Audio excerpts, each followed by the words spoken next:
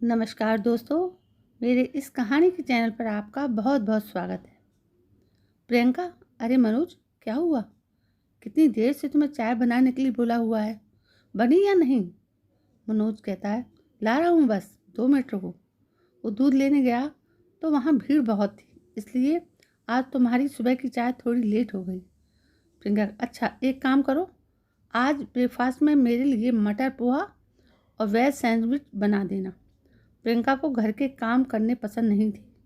शादी के बाद वो सिर्फ अपने ऊपर ही ध्यान देती थी और मनोज ऑफिस के साथ साथ घर के सारे काम भी देखता था। इसी कारण मनोज ने अपने ऊपर ध्यान देना बंद कर दिया था। ऐसे ही एक दिन प्रियंका कहती, मनोज, अच्छा हुआ ऑफिस से जल्दी आ गए। हमें कल सुबह की गाड़ी से जाना है, तो तुम मेरी साड़ियाँ प्रेस करके अटैची लगा लो और सुबह जल्दी उठकर आलू पूड़ी बनाकर पैक कर लेना। मुझे रास्ते में ट्रेन में भूख लगेगी। अच्छा, रसोई समेट लेना, मैं सोने जा रही हूँ, मुझे नींद आ रही है। मनोज कहता है, ठीक है, तुम आराम से सो जाओ, मैं सब काम कर लूँगा। प्रियंका खर्राटे लेकर सो जाती है।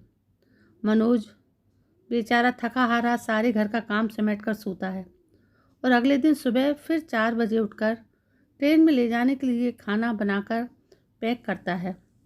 प्रियंका अपने आप को संवारने में ही लगी रहती है। वो तो अपना एक दुपट्टा तक भी अटैची में खुद से नहीं रखती। पूरी अटैची मनोज तैयार करता है और दोनों शादी में दिल्ली पहुंचते हैं। प्रियंका मनोज को बाहर छोड़ देती है और खुद होटल के अंदर चली जाती है। मनोज बेचारा अकेले ही अटैची और बैग उठाकर अंदर जाने लगता है तो गार्ड रुकता है।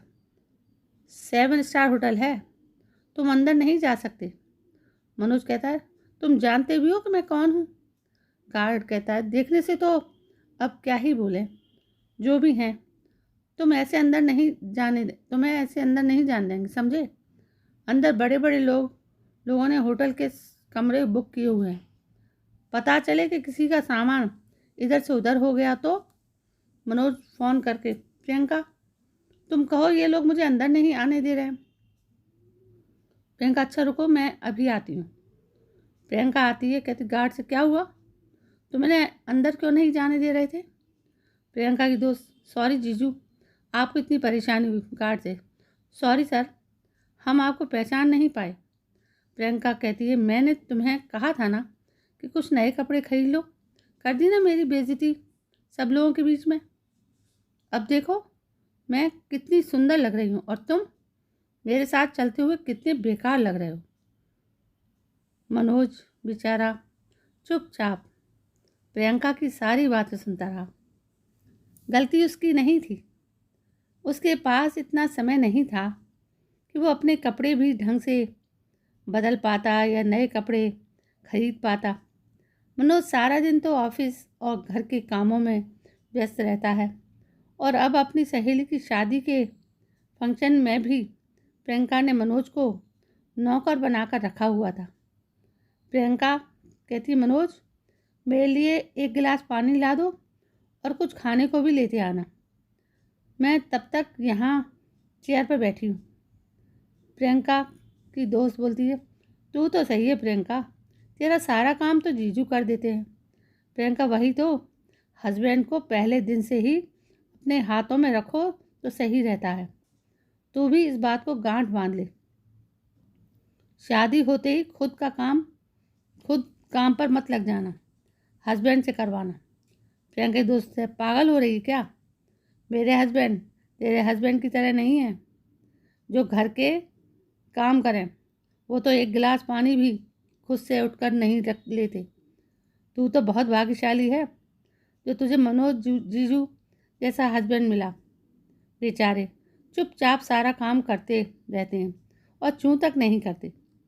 शीतल की शादी के सारे फंक्शन निपट जाते हैं और शादी के बाद मनोज और प्रियंका वापस घर लौट आते हैं।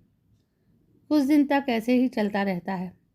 मनोज को कुछ दिनों से बुखार था, पर वो इस बारे में प्रियंका से छुपाता रहा और अचानक एक दिन वो बेहोश हो जाता है। प्रियंका उसे हॉस्पिटल लेकर जाती है। डॉक्टर कहते हैं रिपोर्ट के मुताबिक इन्हें काफ़ी दिनों से बुखार है, जो कि अब बहुत बिगड़ गया है और उसने टाइफाइड का रूप ले लिया है। क्या इन्होंने ज़रूर से ज़्यादा शरीर से काम लिया था? प्रियंका मन में कहती, मैं डॉक्टर से कैसे कहूँ कि ऑफिस के साथ सारे घर का काम मनोज अकेले ही करते हैं। मुझसे ये बहुत बड़ी भूल हो गई। मेरी वजह से मनोज की आज ये हालत है। प्रियंका कहती है, डॉक्टर, हाँ वो कुछ काम का स्ट्रेस मनोज के ऊपर ज़्यादा था। डॉक्टर, देखिए जो भी है, पर कम से कम मनोज को ठीक होने तक कुछ दिन तो लग जाएंगे। कुछ दिन हम इन्हें हॉस्पिटल में ही रखना चाहते हैं। बुखार उतरने के बाद ही हम इनको छुट्टी देंगे। मनोज की सेहत का बहुत ज़्यादा ध्यान रखने की ज़रूरत है और आप तो उनकी पत्नी हैं, तो आपसे बेहतर उनकी देखभाल कोई नहीं कर सकता। प्रियंका की आंखों में आंसू आ जाते हैं। अब वो मनोज का बहुत ध्यान रखने लगी थी। घर का सारा काम करके वो मनोज के लिए हॉस्पिटल में अच्छा खाना, फ्रूट सब तैयार करके ले जाती थी। धीरे धीरे मनोज ठीक होने लगे और उसे छुट्टी मिल गई। मनोज घर आता है। एक सुबह प्रियंका, मनोज जल्दी उठो, मैंने तुम्हारे लिए बढ़िया सी चाय बनाई है। आज हम दोनों मिलकर एक साथ चाय पियेंगे।